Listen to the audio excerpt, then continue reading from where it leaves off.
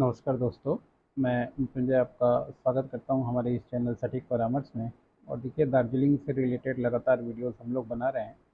और आज के इस टॉपिक में हम लोग बात करेंगे कि अगर आप दार्जिलिंग में होटल लीज पे लेना चाहें तो आपको क्या करना पड़ेगा, क्या सिस्टम रहता है और किस तरीके से जो है आप इस काम को कर सकते हैं। क्योंकि दार्जिलिंग में होटल लीज पे लेना एक अच्छा खासा बिजनेस हो सकता है अगर आप टूरिस्ट सीजन में यहाँ काम आपका अच्छा चले तो। क्योंकि यहाँ टूरिस्ट सीजन होता है और लोग हमेशा यहाँ पे जाते हैं, खासकर नॉर्थ ईस्ट के एरिए से या कोलकाता बाकी एरिए से भी यहाँ बहुत अच्छा खासा जो है टूरिस्ट व्यू रहता है। मगर सबसे पहले स्टेप बाय स्टेप हम लोग बात करेंगे कि क्या आपको करना चाहिए और किस तरीके से आप जो है काम ले सकते हैं और हम लोग इसमें क्या क्या कर सकते हैं। सबसे पहले मान लीजिए आपका होता है कि होटल लीज को लेने के लिए आपको होटल खोजने की ज़रूरत पड़ेगी। तो इसमें दो तीन चीज़ें हैं जो आपको मैटर कर सकती हैं। या तो आप खुद भी जाके वहाँ पे रूम लेके कुछ दिन, एक दो दिन जो है जो एरिया में आपको काम करना है, जैसे मॉल रोड हो गया, चौरस्ता हो गया, या घूम हो गया, या कलिंपोंग हो गया, या लावा लोलेगांव हो गया, ऐसे बहुत से जगह पे जहाँ पे होटल और रिजॉर्ट चलता है। आप जो है यहाँ पे जाके पहले ढूंढ सकते हैं, खुद भी ढूंढ सकते हैं, रुक सकते हैं एक आधा दिन, और रुक के फिर चाहे तो आप इसमें ढूंढ के काम करें। और इसके अलावा बहुत सारे और भी लोग मिलते हैं, जैसे लोकल प्रॉपर्टी वाले मिलते हैं, जो बहुत सारे लोग ब्रोकर का काम करते हैं। फेसबुक ग्रुप में आप ढूंढ सकते हैं, हर एक जगह होटल का एसोसिएशन है, यूनियन है, वहाँ पे भी आप जाके बात कर सकते हैं कि बहुत जगह पे यूनियन वाले भी होटल का जो सिस्टम है वो देते हैं। इसके अलावा मैजिक ब्रिक या OLX, इस पे भी जो है बहुत सारे लोग अपना अपडेट देते हैं, और फेसबुक ग्रुप में भी देते हैं होटल खाली है उसके लिए। अब इसके बाद जो है इसका मेन आता है आपका होटल का जांच, कि क्या क्या डॉक्यूमेंट आपको देखना है। मान लीजिए आपका होटल का खबर मिल गया और आप काम करने के लिए राज़ी हैं, तो उसके बाद आपको देखना क्या है, प्रॉपर्टी का ओनरशिप देखना है, उसमें कोई डिस्प्यूट है कि नहीं, होटल के नाम से पहले से लोकल से ट्रेड लाइसेंस मिला हुआ है कि नहीं बिजनेस करने के लिए, होटल के नाम पर फायर NOC है कि नहीं है, होटल के नाम पे GST का रजिस्ट्रेशन है कि नहीं है। टूरिज्म से सेक्टर में बहुत जगह होता है क्या कि टूरिज्म सेक्टर में भी लोग रजिस्ट्रेशन करवा के रखते हैं ताकि वहाँ का बहुत सारा जो बेनिफिट्स है उनको मिले। इसके अलावा आपको NOC देखना है, पोल्यूशन का NOC मिला हुआ है कि नहीं, वाटर सप्लाई का कनेक्शन उसके पास है कि नहीं है। और इसके बाद मान लीजिए कोई कोई केस वगैरह तो कोर्ट में नहीं चल रहा, या कोई लोन तो पेंडिंग नहीं है, क्योंकि अगर ये सिर्फ चीज़ मिल गया आपको डिफ़ॉल्ट, तो फिर आपको बाद में जाके पेपर वर्क में दिक्कत हो जाता है। अगर ये चीज़ सारा चीज़ अगर आप वेरीफाई कर लेते हैं, इसके बाद फिर आता है आपका लीज़ एग्रीमेंट बनवाना, कि आपका लीज़ कितने साल के लिए होगा, 3 साल के लिए होगा कि 5 साल के लिए होगा, क्योंकि इस पर भी बहुत सारा डॉक्यूमेंटेशन जो है वो आपका वैलिड होता है। आपका प्रॉफिट शेयरिंग क्या होगा, मंथली शेयर कीजिएगा, या मान लीजिए आप जो है रेवेन्यू शेयर कीजिएगा, यानी साल का जितना प्रॉफिट हुआ उसमें से आप शेयर कीजिएगा 30-40 या 70-30। इस तरीके से सिक्योरिटी डिपॉजिट कितना है, कितना लेगा, हर एक जगह अलग अलग है, कहीं 2.5 लाख लेता है। रूम पे ही डिपेंड करता है, जब अगर मान लीजिए 2 से 5 रूम है तो उसका अलग रेट होता है, और अगर मान लीजिए 7 से 10 रूम है तो उसका साल का अलग रेट होता है। 10 लाख, 12 लाख, 20-20 लाख तक डिपॉजिट जो है यहाँ पे जाता है, 3 लाख से चालू होता है। आप थोड़ा दार्जिलिंग से अगर मान लीजिए थोड़ा सा अलग एरिया हट के अगर काम करते हैं तो।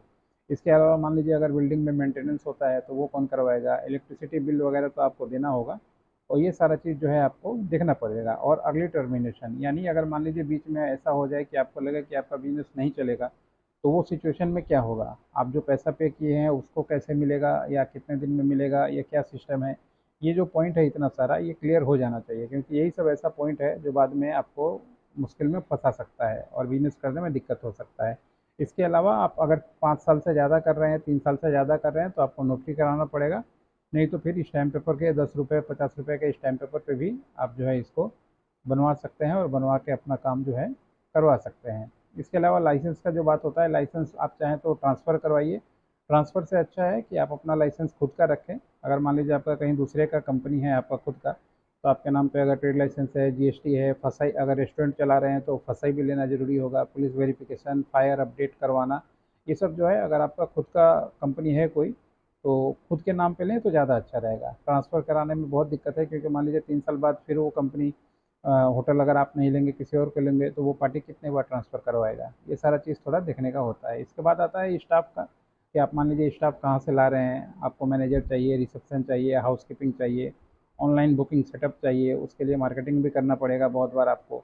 और बुक.com, मेक ट्रिप, एयरबीन और ऐसे बहुत सारा कंपनी है जो मान लीजिए ऑनलाइन बुकिंग का काम करता है।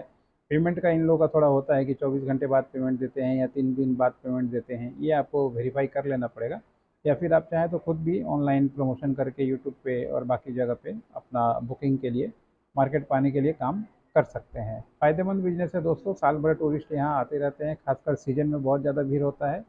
और टी टूरिज़्म बहुत चलता है, माउंटेन डिमांड बहुत चलता है, यानी वहाँ से जो है कंचनजंगा देखने का चाय वाले टूरिज़्म, बागान वाले टूरिज़्म चलते हैं, प्लस बाकी जो है ओकेज़न वगैरह, बर्थडे पार्टी, आपका मेडिकल ट्रिप, स्कूल ट्रिप, जो मेडिकल मतलब कि जो फार्मासिस्ट वगैरह लोग होते हैं, इन लोगों को वहाँ पे मीटिंग वगैरह करवाया जाता है। कंपनियाँ अपना पॉलिसी बना के करती हैं ताकि मान लीजिए उनका बिजनेस बढ़े। ये सब चीज़ थोड़ा देखना है। साथ में एक चीज़ आप ज़रूर देखें कि जहाँ भी जा रहे हैं, अगर वेस्ट बंगाल में काम कर रहे हैं, खासकर जो होटल का काम है, तो लोकल यूनियन के पास ज़रूर जाके बात कर लें कि लोकल यूनियन का क्या प्रोसीजर है। हर एक जगह यहाँ पे एसोसिएशन और लोकल यूनियन जो है वो काम करता है, तो उसका क्या सिस्टम है, वो किस तरीके से, उसका क्या हो सके मंथली वो लोग कुछ फीस भी लेगा आपसे अपना यूनियन में रहने के लिए, तो ये सब चाहिए होगा।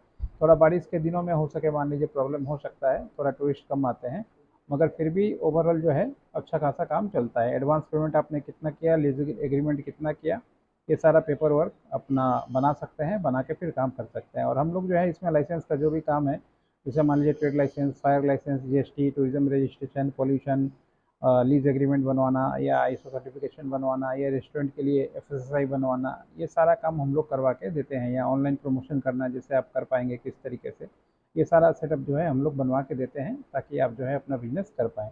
तो हमारा जो नंबर है 9230222490, इस पर आप लोग कॉन्टैक्ट कर सकते हैं ताकि मान लीजिए आप लोग अगर होटल इंडस्ट्री में इस तरीके से दार्जिलिंग में होटल खोज रहे हैं या काम करना चाहते हैं, तो बहुत सारे जान पहचान है हमारा वहाँ पे जो पहले से होटल का काम कर रहे हैं, तो ज़रूरत पड़ेगा तो आपसे लिंकअप करवा देंगे। और बाकी जो बिज़नेस के बारे में अगर प्रमोशन चाहिए, जानना है कैसे होता है नहीं होता, तो टाइम बुक करके अपना जो है मीटिंग, वर्चुअल मीटिंग करके अपने बिज़नेस को आगे बढ़ा सकते हैं। ये सर्विस जो है जो ऑनगोइंग होटल है उनके लिए भी है, इसमें बहुत सारा सर्विसेज आपको मिल जाएगा। और जो नया खोलना चाहते हैं उनके लिए भी है, दोनों के लिए हम लोग काम जो है करवाते हैं। आज के लिए इतना ही, नमस्कार।